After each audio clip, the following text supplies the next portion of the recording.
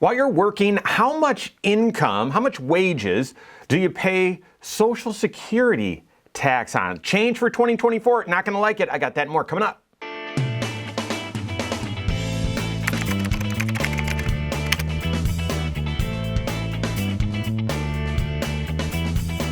My name's Mike Bernard. I'm the host of the Wise Money Show. I'm also one of the certified financial planners right here at Korhorn Financial Group. Make sure you hit that subscribe button, turn on notifications, and smash that thumbs up button. We know the Social Security system is on a road towards insolvency.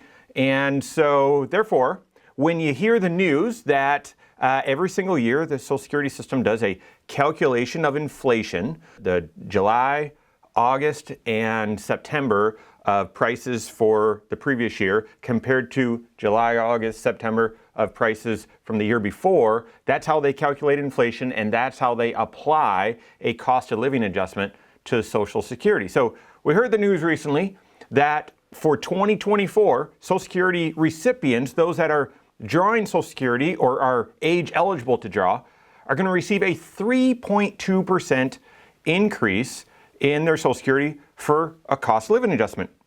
Great, because Social Security is one of the only tools, parts of your retirement income, that does have a natural inflation adjustment factor to it. However, we got to marry that with, well, the Social Security system is on a path towards insolvency. So where do the funds actually come from to afford to pay for this increase? And so there again, if what's going to get paid out is increasing 3.2%, is that changing? Is there a change going to what's being paid in? Now, this 3.2% increase is still above average. The cost of living adjustment is above average, the long-term average. However, it's well below the year before. And so there was 8.9% increase in your Social Security, 8.7% increase in your Social Security the year before. The year before that, it was 5.9. So during this high inflationary time, of course, there's been a higher cost of living adjustment. What you pay into Social Security is actually part of the FICA tax, that four-letter F word. So FICA, Federal Insurance Contribution Act, is, we all know that, 7.65% that you pay comes right out of your wages, okay? And your employer pays the same amount. You don't see it. It's called payroll tax. So between the two of you, 15.3% is going into the Federal Insurance Contribution Act, these federal systems, Social Security and Medicare. By the way, if you're self-employed, you know self-employment tax is 15.3%. Those match because it's paying into the same system. Of the 7.65% of FICA, and some pay stubs actually break it out this way. There's the Social Security portion and the Medicare portion. The Social Security portion is 6.2% of the 7.65, and then the remaining 1.45, that is for Medicare. The 6.2%, the Social Security portion of FICA, you will pay that on your wages, so not on capital gains, not on interest, not on dividends, but your wages up to a limit, up to the Social Security benefit base or wage limit that's got different phrases to it.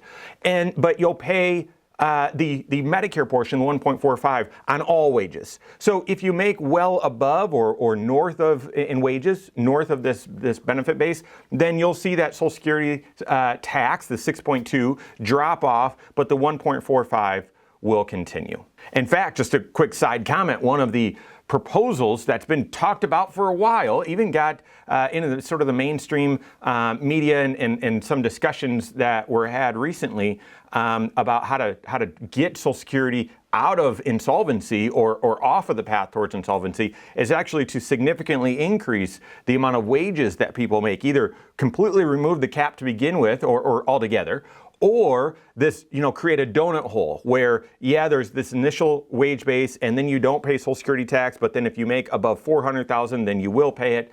Who knows? They're talking about lots of different ideas, but that's essentially how the plan works. So for 2024, the Social Security wage limit or wage base or what you have it, the amount of wages that you can earn and you'll pay the Social Security portion of FICA on has increased again quite a bit. It's now $168,600. This is up from $160,200. So an $8,000, just a little bit more than that, increase. And that's a big increase. When I saw that number, I thought, wow, that actually stands, it looks bigger than what the cost of living adjustment is. Not that they always will match, but last year for 2023 they did match, and the year before that they didn't. But this seemed like a pretty big gap, and yeah, that's a 5.2% increase in the wages that you'll pay Social Security tax on. So that's a big increase, a bigger increase than what the COLA, the cost of living adjustment is. When you actually do the math, it's $500, a little bit more than that, of actual tax that you will pay if you have wages that stretch beyond this limit. So in actual numerical terms, you'll pay the extra, $500 and change dollars. Your employer will as well, all of those who make above that limit. So from a nominal tax, not a ton, but from a relative tax, that's a pretty big increase, and fairly frustrating to recognize. So those are the updates. Those are the details. How Social Security is paid into, the tax, the wage base. So here's the question for you: if that's what you're paying into Social Security, do you have a clear plan for how to optimize Social Security for your situation? Work with your certified financial planner on that. And if these tax changes impact you in any way, the amount of income that you have that you'll pay Social Security tax on, work with your CFP in doing that tax planning as well. So if you don't have a CFP on your team, contact one on my team. Find us online, Korhorn.com. That's Korhorn with K, wisemoneyshow.com. You can find us there as well, or send us an email, info@Korhorn.com. All right, there you have it. Go out and take your next wise step in your financial life.